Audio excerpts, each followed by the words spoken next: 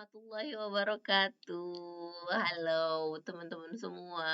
Teman-teman ketemu lagi di second meeting atau pertemuan kedua di modul yang kedua. Dan kalau kemarin kita udah bahas basic-basic gitu ya, basic-basic dalam bahasa Inggris dimulai dari kata, dimulai dari part of speech yang terdiri dari noun, verb, adjective, adverb, pronoun, dan juga naik lagi ke bagian sentence atau kalimat. Nah, sekarang kita akan mulai masuk ke grammar session atau tata bahasanya. Jadi setelah buat kalimat gitu ya, setelah teman-teman sudah bisa membuat kalimat di minggu yang kemarin, di minggu ini akan lebih tertata lagi nih. Teman-teman mau bikin kalimat dengan pola atau tenses yang seperti apa? Itu tujuan pembelajaran kali ini. Diharapkan teman-teman sudah mulai bisa membedakan mana bentuk kalimat yang simple present atau nanti kita kenalan juga yang namanya simple past tense. Dan di topik yang pertama ini teman-teman kita akan mulai membahas tentang apa sih teman-teman? Coba kita cek sebentar ya.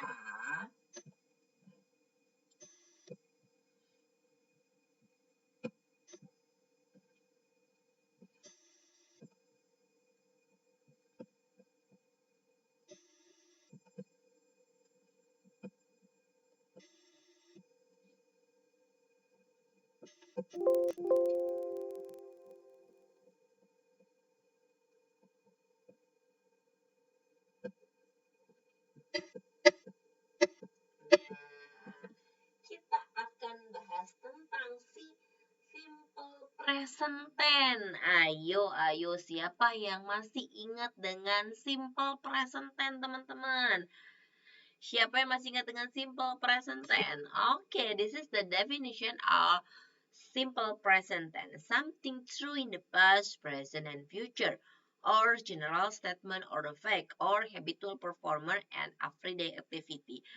Jadi teman-teman, simple present ini adalah tenses yang teman-teman gunakan ketika teman-teman mau menulis atau teman-teman mau mengatakan atau mengungkapkan tentang kegiatan sehari-hari atau tentang sebuah fakta atau realita yang realita dan faktanya ini tidak berubah teman-teman. Jadi yang masa lalu, masa kini, dan yang akan datang itu dia tidak berubah. Misalnya dalam hari itu ada siang dan malam. Nah itu bisa diungkapkan dengan simple present tense karena dia tidak akan pernah berubah. Nah tentang fakta-fakta dari dirinya teman-teman juga digunakan dengan simple present tense. Next kita mulai ke pattern. Teman-teman, saya harap teman-teman masih ingat ya, di dalam kalimat bahasa Inggris seperti yang sudah saya jelaskan di minggu yang lalu, di dalam bahasa Inggris itu ada kalimat yang namanya verbal dan ada kalimat yang namanya non-verbal. Verbal itu adalah kalimat yang menggunakan di dalamnya adalah kata kerja. Jadi di dalam kalimat itu ada kata kerja. Sedangkan kalau yang non-verbal itu jelas di dalamnya tidak menggunakan kata kerja, tapi ada adjective, ada noun atau adverb. Nah, teman-teman, di dalam pattern verbal ini ya, dalam simple present tense, kata kerja yang digunakan dalam simple present tense adalah verb one atau verb yang pertama. Tapi teman-teman juga ini banyak sekali notisnya di dalam simple present tense ini. Kenapa notice, Miss? Jadi, untuk ya teman-teman, untuk dalam sebuah kalimat verbal, ketika subjeknya itu bentuknya adalah singular atau sendirian, sendirian itu berarti he, she, dan it. Laki-laki sendirian, perempuan yang sendirian, atau it atau benda gitu ya. Itu maka kata kerjanya ditambahkan dengan s atau is, teman-teman. Sedangkan untuk kata kerja yang plural yang banyak cukup dengan verb one without s or es. This is the example.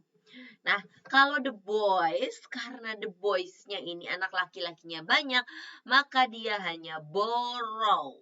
ya. Sedangkan berbeda dengan ini, mother. Mothernya itu satu. So, mother takes care.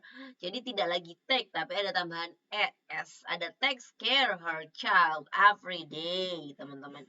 Nah, tapi lihat teman-teman, untuk dalam kalimat negatif dan interrogatif, tag-nya itu kembali tetap ke tag, bukan lagi teks. Untuk negatif dan interrogatif tetap kembali lagi ke tag, ya.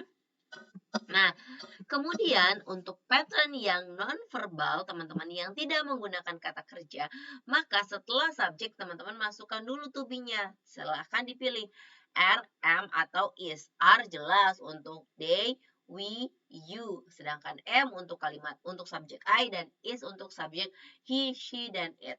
Adjective, noun, dan verb-nya silahkan disesuaikan. This is the example. The ice is always cold.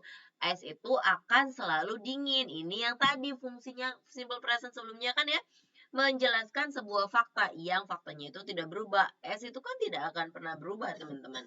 Ya, itu. Nah, teman-teman, ada yang harus teman-teman ingat. Di dalam simple present tense ada keterangan waktu atau adverbial of time yang digunakan dalam simple present tense. Apa aja? Itu kita punya today, kita punya this day, kita punya every day, kita punya every week, every night, every morning, ya. Kemudian every. Jadi boleh dikatakan ya apa namanya, keterangannya itu yang ada every-nya gitu misalnya ya, supaya teman-teman ingat. Karena simple present tense itu tells about your daily activity, tells about your habitual performer, teman-teman. Jadi yang terjadi hari ini gitu ya, bisa today, this day, ya, atau yang depannya itu ada every, ya, karena dia bentuknya pengulangan. Every night, every week, every years, every time, tapi tidak everything ya teman-teman ya. It's so different, bukan everything. Itu teman-teman. Nah, saya punya sedikit contoh ini nih kalimat nih. Coba teman-teman, kalau kata Ida run in the field yesterday, ya, kalau saya punya kalimat nih, saya punya kalimat Ida run in the field yesterday. Kira-kira ini kan silakan coba dong dikoreksi ini supaya jadi simple present tense. Kira-kira gimana? Idenya tetap ya, apalagi yang salah di sini? Run, kalimat run itu harusnya runs ya. Ingat, dia lah perempuan yang sendirian. In the field yesterday, yesterday itu bukan punyanya simple present ya. So bisa diganti dengan everyday. Jadi either runs in the field every day ya. Gitu teman-teman. Ayo coba dikoreksi sentence-nya ya. Boleh teman-teman ini coba bisa untuk belajar di rumah ya. Oke, teman-teman, segitu dulu ya. Jadi simple present tense adalah tenses yang teman-teman gunakan ketika teman-teman mau menulis atau mengucapkan berbicara tentang kesehariannya teman-teman atau tentang sebuah fakta. Ingat, dalam kalimat yang verbal, maka verb yang digunakan adalah verb yang pertama. Ingat juga untuk yang singular ada tambahan s or es yang hanya digunakan pada positive sentence. Gunakan do dan dance ya untuk negatif, dan do dan does untuk kalimat interrogatif. Sedangkan untuk yang nonverbal pastikan ditambahkan to be, is, am, are menyesuaikan dengan subjeknya. Teman-teman untuk lebih jelas bisa download materi ini di Smart Learning, dan jangan lupa menyelesaikan semua tugas yang ada di Smart Learning untuk topik yang 2.1 atau 2.1. Oke teman-teman, that's all. Kita sudah selesai. Kita ketemu lagi di video-video berikutnya. Assalamualaikum warahmatullahi wabarakatuh.